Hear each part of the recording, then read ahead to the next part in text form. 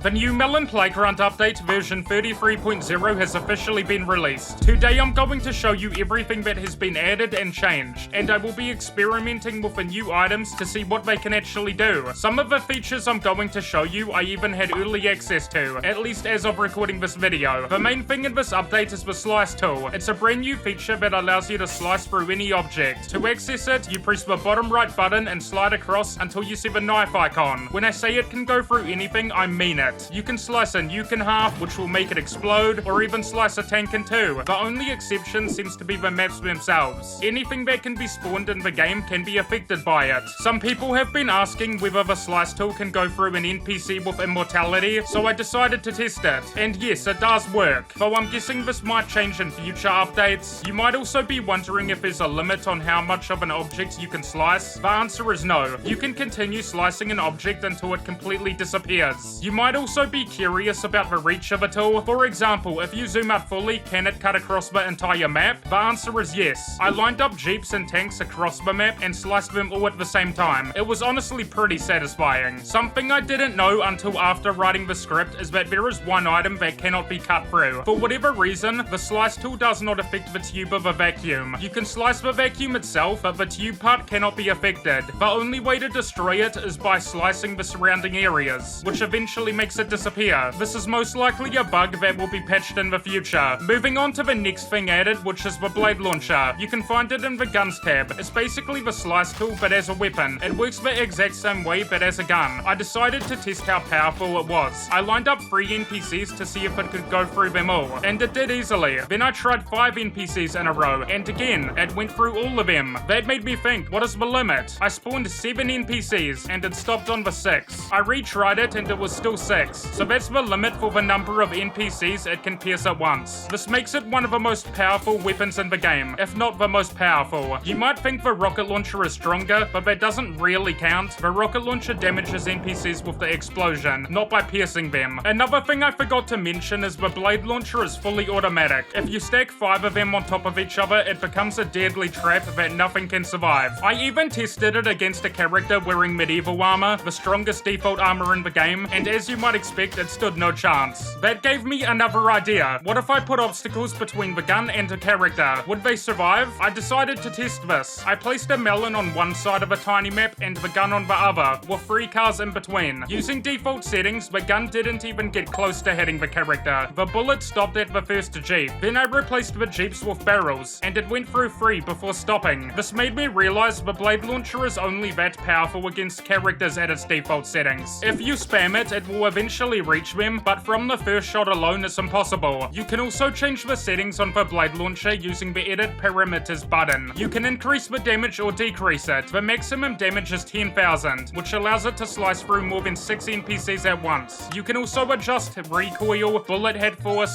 spread, and shooting delay. I don't think changing the delay makes the gun any better, but I did test it anyway. Lowering the delay to 0.1 basically turns it into a minigun, but even more overpowered. Maximum spread is 180, but that makes the gun completely unpredictable. Bullets fly everywhere, sometimes even behind the barrel, basically turning it into a game of Russian roulette. Another weapon added is the energy saber. Basically, it's another word for a lightsaber. When spawned, a random color is picked for the blade, or you can change it yourself by pushing edit parameters. The saber can slice through almost anything. Characters evaporate from a single touch, and even cars can be sliced. You might be thinking, what happens if 2 sabers touch? They actually do interact with each other and will sometimes bounce upon impact. Sadly, the sabers cannot reflect bullets or absorb damage, so they are slightly different from Star Wars lightsabers. I decided to experiment with it. Can the saber slice a nuclear bomb? Yes, but the real question is, can the energy saber's blade itself be sliced off? I froze it and used a slice tool. It didn't get sliced in half, instead it just broke. The blade disappears, the saber turns off, and it cannot be turned back on or repaired. I then tried slicing the grip instead of a blade. The same thing happened. The blade vanished. I also noticed the saber has a Star Wars-like sound effect. When moving it, it hums like a lightsaber reflecting a bullet or moving rapidly. When it's still, it plays the same sound on loop, like a steady hum. I then tried an experiment. I placed 5 sabers in a line and dropped an object on them. It basically turned into a drill. I put a giant vat of acid on it, and instead of breaking, the metal was carved out. You can move it around and basically drill into objects without breaking them, which I might have accidentally discovered as a way to to make art in Melon Playground. Another fun fact, placing a firework on the saber makes it explode instantly. Fireworks never normally do this. You cannot make them explode using grenades or with a flamethrower. It might be a bug, but I honestly hope they keep it. The LED matrix is also new. To be honest, I don't know how it works. From what I understand, it lets you create colors, and you can customize it with edit parameters. I think you can also write text on it, but I'm not great at technical stuff. Anyone who knows more, please explain in the comments, because I have no idea what I'm doing. The entities marker allows you to see the names of objects within its field of view. You'll need a monitor and apparently a chip as well. Plugging it straight into a monitor doesn't work. Since I don't know the coding side of things, I cannot show much here. For anyone skilled in coding, this should be straightforward, and the rest of us can just download finished creations from the workshop once they are available. There's now also a radar. I do know a bit about this. In the radar settings, there's a set filter button. Clicking it opens a menu where you can choose what the radar picks up. You can select any category. There's no limit. You can tick everything, though that would be mostly pointless since most people will use a radar for roleplay purposes,